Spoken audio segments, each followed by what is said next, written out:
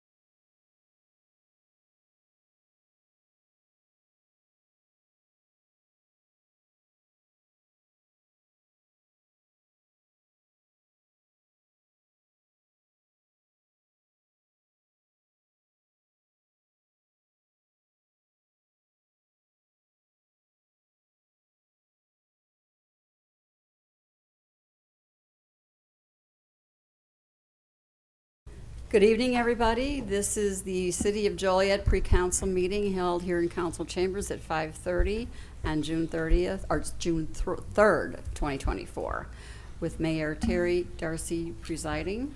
And before we get started here, we're going to read some participation rules for the public. Speakers should try to address all comments to the council as a whole and not to any member thereof. Repetitive comments are discouraged. The total comment time for any one person is 4 minutes. A speaker cannot give his or her allotted time to another speaker. No speaker shall engage in a debate or make direct threats or personal attacks or be uncivil or abusive. The presiding officer may limit irrelevant, immaterial, or inappropriate comments or statements. And there's a clock there to your left when you get up to speak to monitor your time. Thank you. We'll begin And with call roll. roll call. Mayor Darcy. Here. Councilman Cardenas. Here. Councilman Clement. Here. Councilman Guerrero. Absent. Councilman Hug. Here. Councilwoman Navarro. Here. Councilman Mudrin. Here. Councilwoman Coleman. Here. Councilwoman Reardon. Here. First on the agenda this evening is a presentation, Grand Prairie Water Commission and Alternative Water Source Program Update by Allison Swisher, Director of Public Utilities.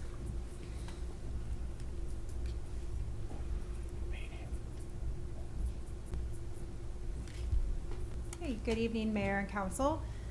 So this is a brief presentation about the culmination of many efforts over the past 5 years to form a regional water commission. So it might seem brief, but there's been a lot of work that has been put into this, not only by yourselves, staff, and all of the other member communities of this new organization.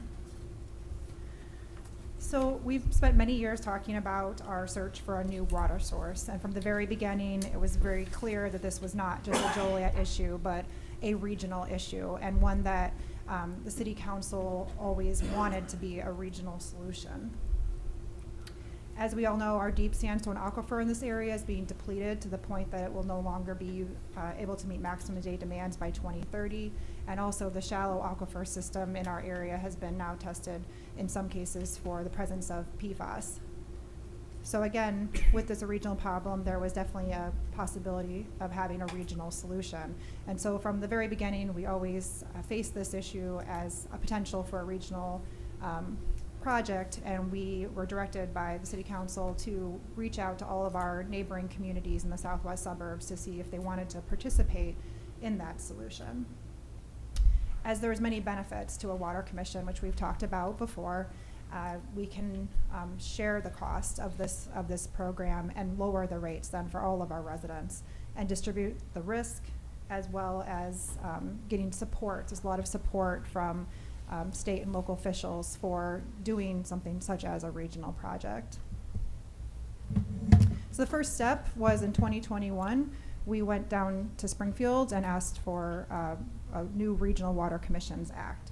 That was seen very favorably and was passed and signed by the governor. Next step was the execution of a preliminary agreement, and that was executed by 6 communities in 2022. Following that, we were able to announce the Grand Prairie Water Commission, which would be made up of Channahon, Crest Hill, Joliet, Minooka, Romeoville, and Shorewood. So a lot of work goes into forming a new legal entity.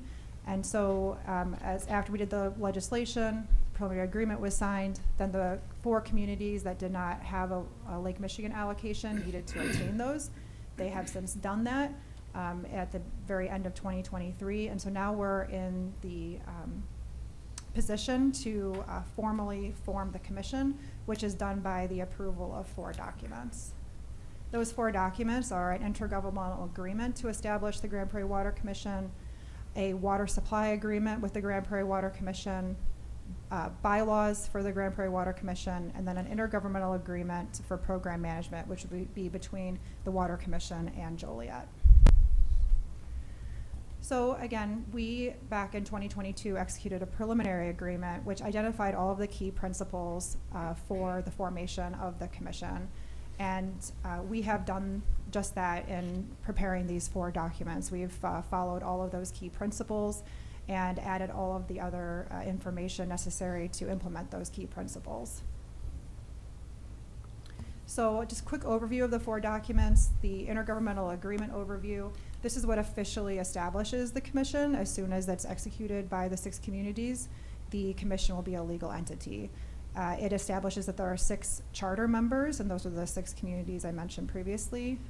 It does allow for additional members, but that would require the approval by all member boards and councils and all the appointed commissioners. For the water supply agreement, this is the agreement between all the members and the Water Commission to supply Lake Michigan water. It also establishes all of the members' cost obligations. And another key component is it does commit to the credit of Joliet for the advanced development costs. As you're aware, Joliet has obtained loans and other funding sources to fund the development of the program, which will then be credited back to Joliet. And this is a 100-year agreement, so it will be in effect until December 31st, 21-23. As I mentioned, the cost obligations, that will be distributed based on the ratio that each community declares. So in this slide here, you can see that Joliet is about 58% of the overall demand in the system. So the system will be designed for the 2050 maximum day demand, which is 55.27, of which about 58% will be for Joliet. So of the overall program budget, which is $1.446 billion, Joliet then will be responsible for about the 58% of that cost, and that in total is about $850 million. So the bylaws, these will be they will govern the function and operation of the commission and also establish the structure and rules of procedure. And then the last agreement is the program management agreement. So back when we were establishing the key principles, it was very important to Joliet that Joliet retain control of the implementation of the program. So this program management agreement documents the role that Joliet will provide in program management and also commission management until such time that the commission hires staff. We calculated a fee of $2.89 million, and again, that'll be credited to Joliet's share of the overall capital costs for the program. Another key principle from the preliminary agreement was that there would be a basis of design which would identify the design principles for the program. And so again, it's very important that the basis of design does establish the targeted water delivery date of May 1st, 2030. And if that day was to be adjusted, it would require unanimous approval. And then also any other further modifications to the basis design would also require unanimous approval. So we have the ability to control changes to design that would increase costs to the budget or also extend the schedule. So at a very high level, just a reminder, this is the overall program. It's a large undertaking to bring Lake Michigan water out to the southwest suburbs. Lots of different capital projects that will be a part of it. The exciting news to update is that we are starting construction this year. So I know a lot of people questioned if this project would ever happen, but we are definitely on track for that to happen this year. That work will start in Chicago at the Durkin Park connection facilities, and you'll start to see work out in this area in later 2025 and definitely starting in 2026. So what are the next steps? The 4 documents that I walked through today will be on the June 18th City Council agenda for approval. And then all the other communities are also approving the documents in June as well. Upon the final approval, then we will have first Board of Commissioners meeting July 2nd. So again, at that point, then the commission will be a legal entity, and another major milestone in our program will be completed. So if there's any questions, I'm here, also Teresa and Joe, the program managers, so if you have any questions about the program in general, we can answer them at this time. Any questions? I had a quick question. Allison, and I've been obviously following this for some years. I know each community, all 6 members, are responsible for their own improvements within their, as well as any local distribution hookup. That's correct. I could have swore the original estimate was $860 million to go to Chicago and $1.2 billion to go to Indiana. We chose Chicago, 8-1 vote. How did it get up to 1.4 billion? Is that inflation? So there's a number of different factors. So when the $800 million number was presented, it wasn't for the same project as it is now. It was, and you know, we're guessing as to the members of that commission. So we didn't have the actual members. Also, it wasn't an apples to apples comparison in how you present the number. So 800 million was a present value cost. It wasn't the cost including escalation. So a program that, you know, over 10 years, it was provided, I believe, in 2020 dollars. And so the program budget now is what the program is if you add up all the bills at the end of the day. So it's just, This one includes escalation. yeah, this includes escalation. And so, I mean, and just to be transparent, I mean, there's been major changes in material pricing, labor availability since 2020. So some of the pipe costs we had a quote in 2020, and it's, double, triple what it was, in 2020. So prices have definitely increased since then. And does there seem to be any possible federal grants on the horizon? We've talked about certainly chasing them down should they materialize. Yes, so to date, we have received $7 million in grants. We received $3.5 from Congressman Foster, and we've received $3.5 million from Will County ARPA, and $300,000 from Senator Durbin. We also did just receive notice that Congresswoman Underwood has included on her list of requests $5 million for the commission. But we do know that that's kind of a drop in the bucket. So our government advocacy team is looking at much larger set-aside requests that might be inserted into federal legislation. But there isn't, just a bucket of money out there for us to get. So, but we're definitely working on ways to get more funding. All right, thank you. Mm-hmm. I want to make a comment. I've only been involved in this about the last year. I have watched prior to that on council meetings, but I want to give you a lot of credit, Allison, for all the work you've done on this. You've been the lead person in this and have done a phenomenal job, and we owe you a big thanks for that, so thank you. Thank you. Agreed. Okay, thank you.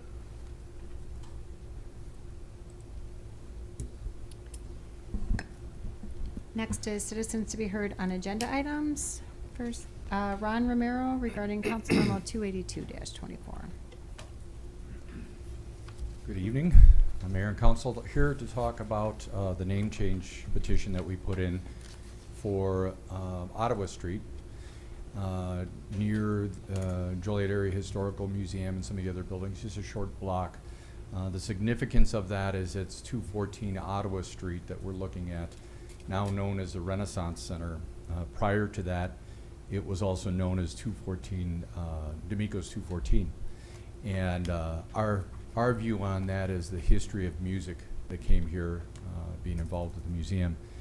And on June 20th, we're doing a talking engagement about that, doing a little history thing at Renaissance Center. Gianna, who's the daughter of Earl D'Amico, is here as well, and she'll be joining us there to talk about that. So we asked, come to a petition asking for a change as an honorary street name change. It was brought up to us by Tom Grotowski here as well, who called me up and said, hey, I have this idea, as long as you're doing this event, to change that. I'm sure some of you already know the history of what was there. The short history is that Earl D'Amico brought some of the biggest acts of the time through Joliet, and it needs to be recognized as and celebrated with a lot of the great history here in Joliet. Names like Louis Armstrong and Phyllis Diller, and there was many actors that came through and many musicians that came through, and we want to kind of grab onto that history and kind of promote that here as one of the good things happening here, many good things happening here in Joliet now. So that's, we want your consideration on that as well.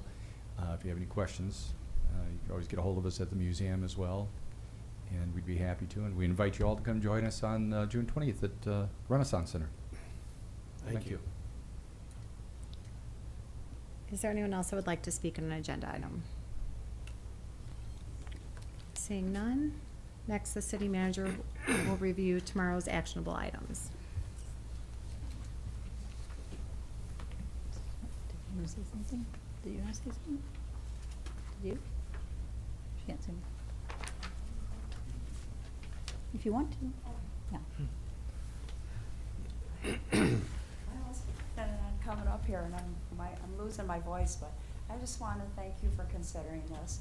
It means a lot to my family, my kids, and my dad. And I know he's very happy to hear that this is going to happen, hopefully. So thank you. That's all I need to say. Thank you. Thanks. Thank you. Can I say something to her? Yeah, sure. I just want to let you know, Gianna, this is a new microphone, so I'm not sure if I'm doing this right.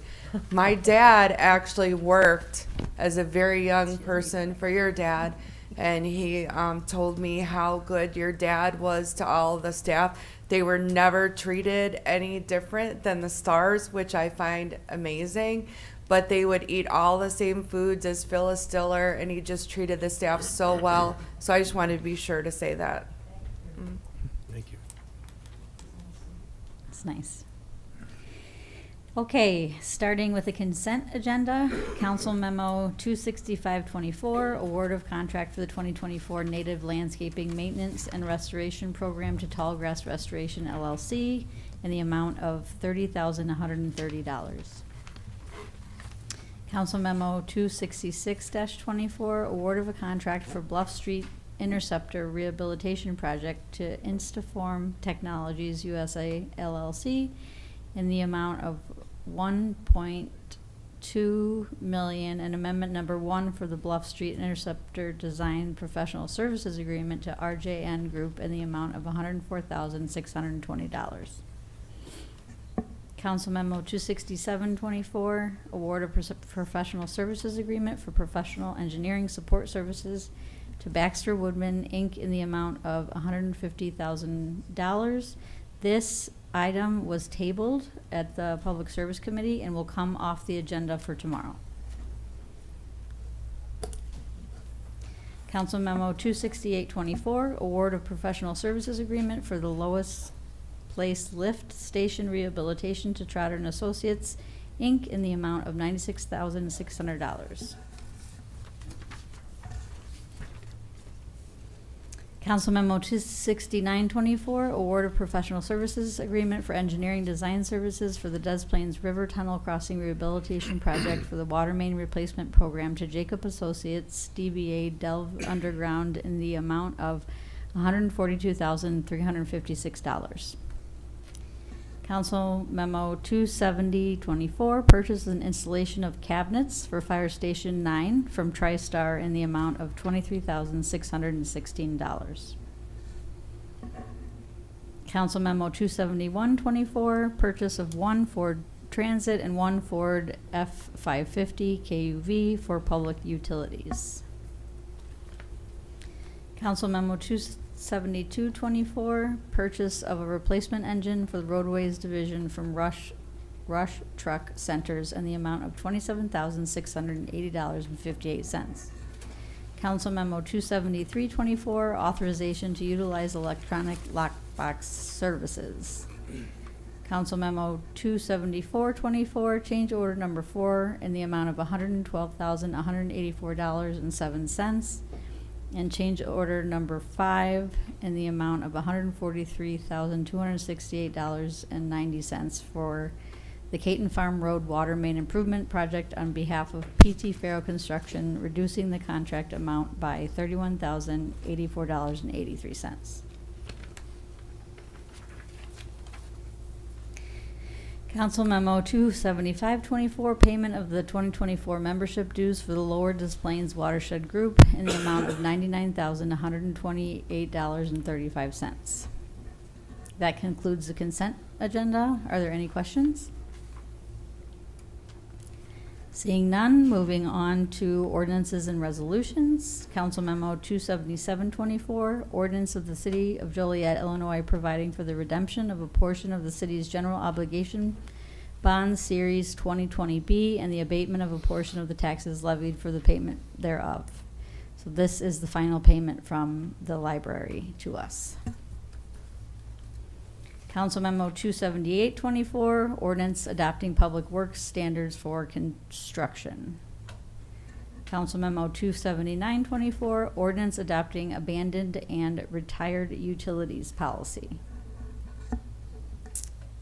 Any questions on those? Moving on to resolutions, Council Memo 28124, resolution authorizing execution of memorandum of understanding between the City of Joliet and Troy Community Consolidation School District 30C regarding reciprocal reporting and surveillance system access.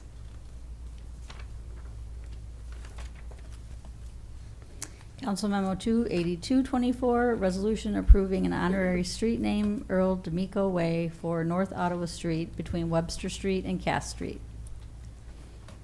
Council Memo 28324, resolution approving the dedication of a 33-foot by 240-foot portion and a 33-foot and 396-foot portion of Zurich Road as public right-of-way. Petitioners are here if there are any questions. Council Memo 28424, resolution approving the dedication of a 40-foot by 520.10-foot portion of West Haven Avenue as a public right-of-way. Council Memo 28524, resolution declaring property of the City of Joliet as surplus. Mayor, just out of curiosity, the 2024 Transit van, all the rest are much, very old vehicles. Was that in an accident? It's only 4 years old. Or is that a misprint? Which item? Number 7, the 2020 Ford Transit van. We're buying a new. No, this Oh, is surplus. this is to Surplus, TCAT. Yes. Yeah, I can get that information for tomorrow. Could you- Yeah, these were all bought by their grant funds from the state. So, but I'll get that info. Well, all the other ones are very old. Yep. But that one's relatively new, so I was curious why we'd be Yeah, selling I'll out the ask. surplus. Thank you, Kevin. Yep. Council Memo 28624, resolution authorizing the acceptance of a grant from the Morton Arboretum for a citywide tree inventory and management plan, tree pruning, and tree planting in the amount of $216,519.